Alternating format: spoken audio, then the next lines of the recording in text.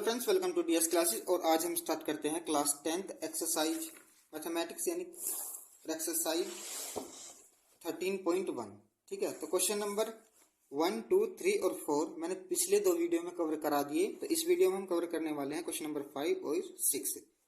ठीक है, तो क्वेश्चन नंबर 5 क्या कह रहा है हमारे पास, एक घनाकार ब्लॉक के फलक को अंदर की ओर से काट कर एक अर्धगोलाकार गड्ढा इस प्रकार बनाया गया कि अर्धगोले का व्यास घन के एक किनारे के बराबर है। शेष बचे ठोस का पृष्ठ क्षेत्रफल ज्ञात कीजिए। बहुत ही हलवा क्वेश्चन, इतना हलवा क्वेश्चन आज तक तुमने नहीं देखा होगा। ठीक है, और बहुत ही आसान तरीके से समझाने वाले हैं। डायग्राम की बात करूं, 5 क्वेश्चन है। डायग्राम की बात करूं तो डायग्राम कुछ इस तरीके का होगा। ये कोई घन दे रखा है इन्हें हमें,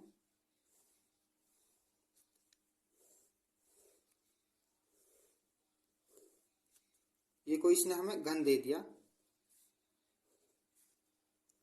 ठीक है, ये कह रहा है अंदर की ओर काटा गया। अर्धगोला क्या काटा गया? अंदर की ओर। ये हमने इतना काट दिया। ठीक है, ये कुछ इस तरीके से काट दिया। अगर आकृति देखते हैं तो डायग्राम तो बनेगा कुछ इस तरीके से। ठीक है, ये अर्धगोलाकार हमने ये उड़ा दिया, ऐसे काट दिया। ठीक है, क्वेश्चन में कह रहा अर्धगोले का अधिकतम व्यास जो है, अर्धगोले का अधिकतम व्यास जो है वो घनाकार ब्लॉक की भुजा के बराबर है। क्या है? घनाकार ब्लॉक की भुजा के बराबर है। सही है। अगर मैं इसकी अर्धकाल को अर्धगोले का अधिकतम व्यास को L मान लूं तो बराबर होगा किसके? घनाकार ब्लॉक की भुजा के बराबर होगा। यानी दोनों चीज ये L ही हो जाएंगे। तो हम लिखेंगे, तो मैंने क्या लिखा? अर्धगोले का अधिकतम व्यास बराबर होगा घनाकार ब्लॉक की भुजा के, और उसको मैंने क्या मान लिया? इसको मान रखा मैंने L। कोई दिक्कत है? यहाँ तक कोई दिक्कत नहीं होनी चाहिए। उसके बाद होगा अर्धगोले की त्रिज्या दे रखी, इन्होंने कुछ नहीं दे रखा। जब व्यास ये हो गया ब्लॉक की जो भुजा होगी तो L/2 हो जाएगा। 2 से डिवाइड करते हैं हम व्यास को त्रिज्या में चेंज करने के लिए, यानी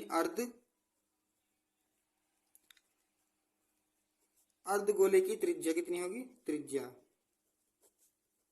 small r equals to L/2 होगा। कितनी होगी? L/2। तो ठोस का क्षेत्रफल हमें निकालना है। क्या निकालना है? ठोस का क्षेत्रफल हमें निकालना है। तो क्या निकालेंगे? ठोस का क्षेत्रफल बराबर होगा घनाकार ब्लॉक का पृष्ठीय क्षेत्रफल प्लस, किसमें ऐड करेंगे? घनाकार पृष्ठीय क्षेत्रफल में अर्धगोले का पृष्ठीय क्षेत्रफल हम ऐड करेंगे और माइनस करेंगे अर्धगोले का आधार का क्षेत्रफल। अर्धगोले के आधार का इसका जो क्षेत्रफल है इसको हम माइनस कर देंगे। ठीक है, ठीक है। तो मैंने क्या बताया था कि घनाकार ब्लॉक का पृष्ठीय क्षेत्रफल प्लस अर्धगोले का पृष्ठीय क्षेत्रफल और माइनस करना था, ये माइनस करना है अर्धगोले का आधार का क्षेत्रफल। ठीक है, तो बहुत ही सिंपल है, सबको पता है कि घनाकार ब्लॉक का घन का जो पृष्ठीय क्षेत्रफल क्या होता है? 6L² यानी 6A² यानी 6 भुजा स्क्वायर प्लस अर्धगोले का जो CSA यानी कर्व सरफेस एरिया होगा 2πr²। क्या होगा? 2πr²। माइनस करेंगे हम अर्धगोले का आधार का क्षेत्रफल यानी πr²। कितना? πr²। ठीक है, 6L² प्लस 2πr² में से एक πr² गया तो πr² बचेगा। कितना बचेगा? πr² बचेगा। 6 इंटू L की वैल्यू हमारे पास कितनी है? कुछ है नहीं, ये तो L में ही चल रहा है क्वेश्चन, तो L में ही चलेगा। तो 6L² प्लस पाई, r² की वैल्यू कितनी है? L/2 और इसका होल स्क्वायर। ठीक है, इसका होल स्क्वायर।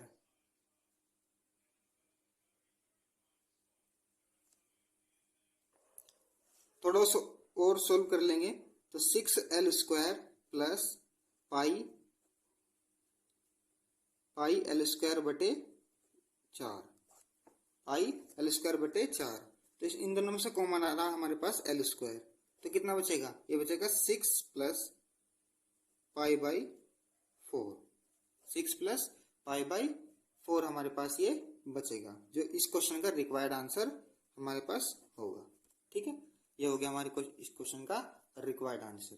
ठीक है, नेक्स्ट हमारे पास क्वेश्चन नंबर 6। दवा का एक कैप्सूल है जो कि आपको दिखाई दे रहा है।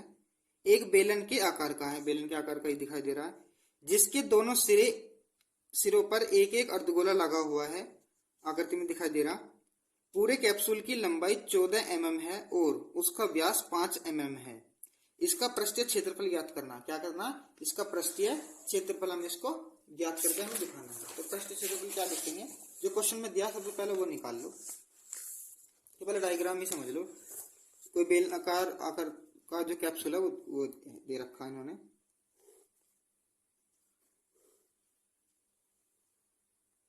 ये अर्धगोला दोनों साइड फिट किया हुआ है इन्होंने, ठीक है। ये कोई कैप्सूल है, आकृति थोड़ी ठीक नहीं बनी लेकिन फिर भी जो पूरी आकृति इन्होंने दे रखी 5 mm की। कितनी दे रखी? 5 mm की इन्होंने दे रखी पूरी आकृति। कैप्सूल का जो लंबाई है वो 14 mm का है। कितना है? 14 mm का। बस इतना इन्होंने ये लिख कर रखा है, लेकिन हम जो निकाल लेंगे डिटेल में कैसे लिखने की कोशिश करेंगे। जब एग्जाम में हम लिखेंगे, जब एग्जाम में क्वेश्चन आएगा तो हम लिखेंगे।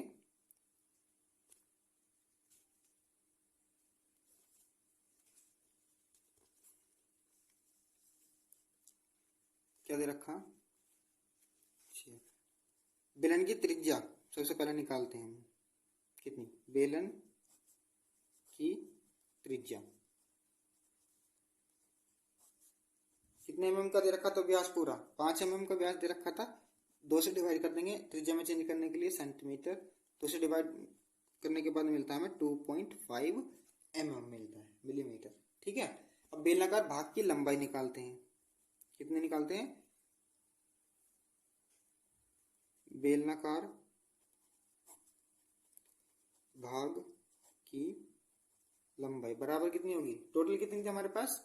14, और माइनस करेंगे हम 2.5 तो इधर से, यानी 2.5 यहाँ से यहाँ तक है, तो फिर ये भी तो त्रिज्या है, ये कितनी होगी? 2.5, और ये भी कितनी होगी? 2.5। दोनों तरफ से 2.5 घटा दो तो बीच की जो बचेगी वो किसकी बचेगी? बेलनाकार भाग की बच जाएगी। तो यानी 2.5 + 2.5 इक्वल्स टू 14 - 5, ये बचेगा हमें 9 mm। कितना बचेगा? यहाँ से यहाँ तक की जो बचेगी दूरी वो 9 mm हमारे पास निकल कर आएगी, ठीक है। यहाँ तक कोई दिक्कत होनी नहीं चाहिए। इससे आगे निकालते हैं अर्धगोले की त्रिज्या। अर्धगोले की त्रिज्या भी वही होगी जो हमारे पास बेलन की त्रिज्या थी। तो लिखेंगे हम अर्धगोले की त्रिज्या बराबर कितनी होगी? 5/2 यानी 2.5 mm, ठीक है। 2.5 mm। कैप्सूल का पृष्ठीय क्षेत्रफल हमें निकालना था। क्या निकालना था? पृष्ठीय क्षेत्रफल हमें ज्ञात करना था। तो पृष्ठीय क्षेत्रफल कैसे निकाल लेंगे? कैप्सूल इस पूरे का पृष्ठीय क्षेत्रफल निकाल लेंगे। बेलनाकार भाग का पृष्ठीय क्षेत्रफल और दोनों अर्धगोले का पृष्ठीय क्षेत्रफल, तो एक का योग और एक इसका, दोनों अर्धगोले में बेलन का पृष्ठीय क्षेत्रफल हम ऐड कर देंगे तो निकल जाएगा कैप्सूल का क्षेत्रफल। तो जो अब बताया हम वही लिखेंगे, ठीक है। हमने क्या लिखा? कैप्सूल का पृष्ठीय क्षेत्रफल बराबर होता है मतलब होगा जो इस वाले कैप्सूल का होगा बेलनाकार भाग का पृष्ठीय क्षेत्रफल यानी CSA, कर्व सरफेस एरिया, और दोनों अर्धगोले का CSA यानी कर्व सरफेस एरिया, ठीक है। तो यहां से निकलेंगे बेलनाकार भाग का जो कर्व सरफेस एरिया को 2πRH होगा। 2πRH प्लस 2 यानी 2 गुना कितना आ जाएगा? अर्धगोले का कर्व सरफेस एरिया होता है 2πr²। कितना? 2πr²। खोल लो इसको, तो 2πRH प्लस 2 दूनी 4πr², ठीक है। तो 2π तो ऐसे रखो। r की वैल्यू कितनी हमारे पास? 2.5। h की वैल्यू कितनी है? 9। h की वैल्यू कितनी है? 9 प्लस 4π भी ऐसे ही रखो, 2.5 का होल स्क्वायर, ठीक है। 2.5 का होल स्क्वायर। कोई दिक्कत है? कोई दिक्कत नहीं होनी चाहिए। 25 दूनी 50 और एक अंक के बाद 0, तो 5 आ गया। तो 5π गुना में लगा लो गुना 9 प्लस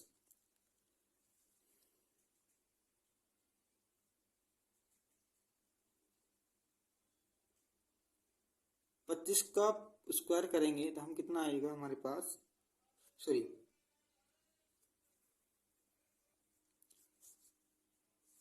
25 का स्क्वायर करके देखते हैं तो 4 पाई 25 का स्क्वायर होगा हमारे पास 625, 25 का होगा 625 और 2 अंकों के बाद पॉइंट लग जाएगा। ठीक है, 2 अंकों के बाद पॉइंट लग जाएगा तो 5 पाई गुना 9 प्लस 625 गुना 4 करेंगे, 6.25 भी गुना करेंगे हम, इसको मिलेगा हमारे पास कितना, ये मिलेगा 25।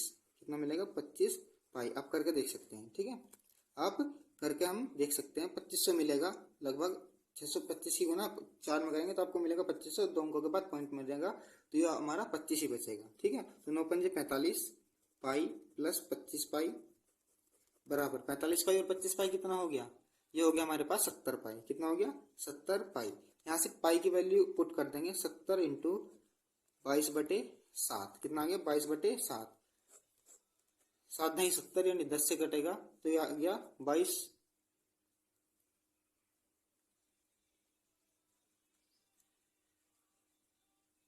ये आ गया आपका 220 मिलीमीटर। कितना, 220 मिलीमीटर यानी स्क्वायर। तो आगे किसका, ये आगे कैप्सूल का पृष्ठ क्षेत्रफल, क्या कैप्सूल का पृष्ठ क्षेत्रफल ही हमारा उत्तर आ गया। ठीक है, ये हमारा रिक्वायर्ड आंसर होगा।